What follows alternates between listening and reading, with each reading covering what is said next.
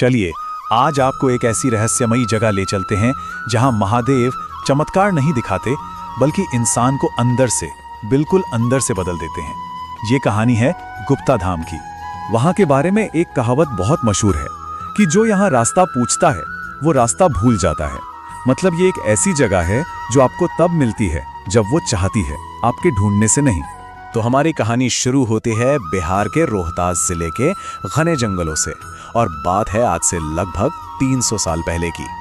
ये वो जंगल थे जहां पेड़ इतने ज्यादा थे कि दिन के वक्त भी सूरज की रोशनी जमीन तक नहीं पहुंच पाती थी। जरा सोच कर देखिए वो कैसा वक्त रहा होगा। ना सड़कें थी, ना कोई नक्शे, कुछ भी नहीं। सिर्फ जंगल, ऊंचे ऊंचे पहाड़ और एक ऐसी खामोशी जिसमें डर घुला हुआ था। हमारी कहानी का मंच यही है।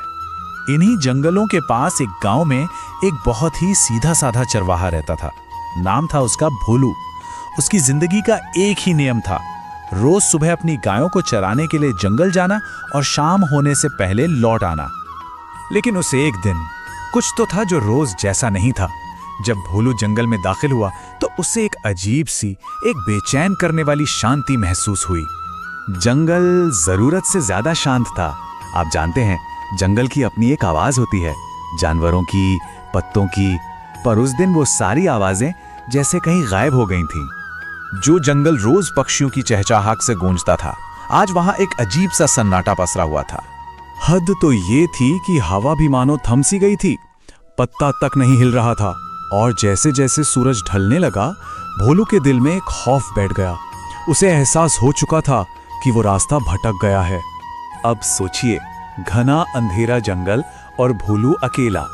डर ने उसे पूरी तरह से जकड़ लिया था। चारों तरफ बस पेड़ों की डरावनी परछाइयां थीं।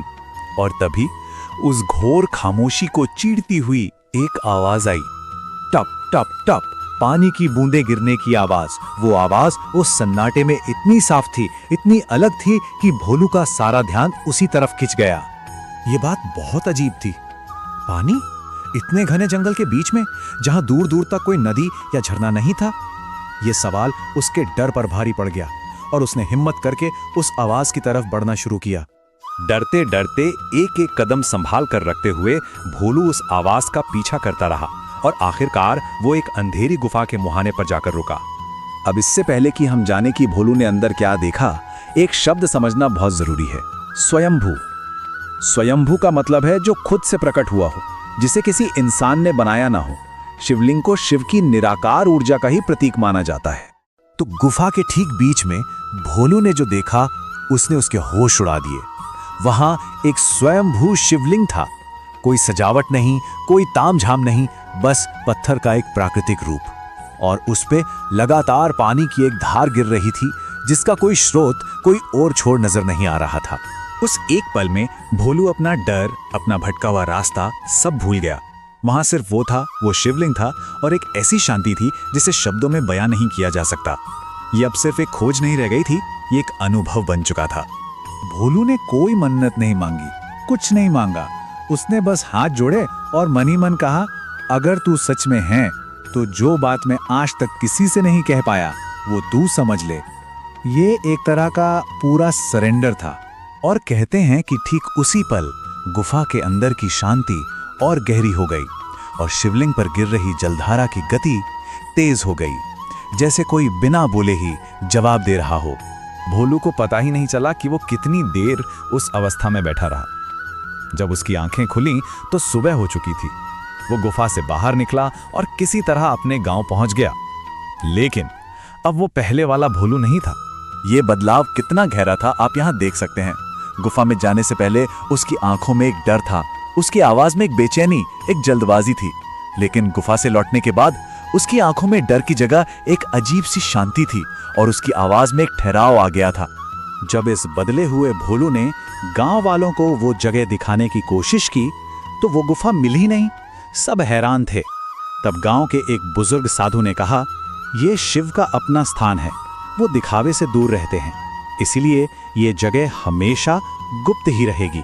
और बस तभी से इसका नाम पड़ गया गुप्ता धाम। तो गुप्ता धाम का असली रहस्य क्या है? क्या वो पानी का अनजाना स्रोत है या कुछ और? चलिए इस पर बात करते हैं। आज भी गुप्ता धाम के ये रहस्य बने हुए हैं। शिवलिंग पर पानी कहाँ से आता है, विज्ञान आज तक इसका कोई ठोस जवाब नहीं दे पाया है। उस इलाके में जाते ही मोबाइल नेटवर्क काम करना बंद कर देते हैं। कई लोग तो ये भी कहते हैं कि गुफा के अंदर जाकर वक्त के गुजरने का एहसास ही बदल जाता है। और सबसे बड़ी बात, कहते हैं यहाँ मांगी गई दुआ शोर मचाने से नहीं, खामोशी से पूरी होती है। और शायद यही इस कहानी का, इस जगह का सबसे बड़ा रहस्य है। असली रहस्य ये नहीं है कि पानी कहाँ से आता है। असली रहस्य ये है कि यहाँ आकर इंसान दुनिया के शोर से दूर अपने अंदर की आवाज सुन लेता है। शिव यहाँ कोई चमत्कार नहीं दिखाते, वो बस इंसान को अंदर से सीधा कर देते हैं। तो आखिर में बस यही कह सकते हैं कि गुप्त धाम कोई जगह नहीं, ये एक अनुभव है। एक ऐसा अनुभव जहाँ शिव आपको दिखते नहीं हैं, पर बदल जरूर देते हैं।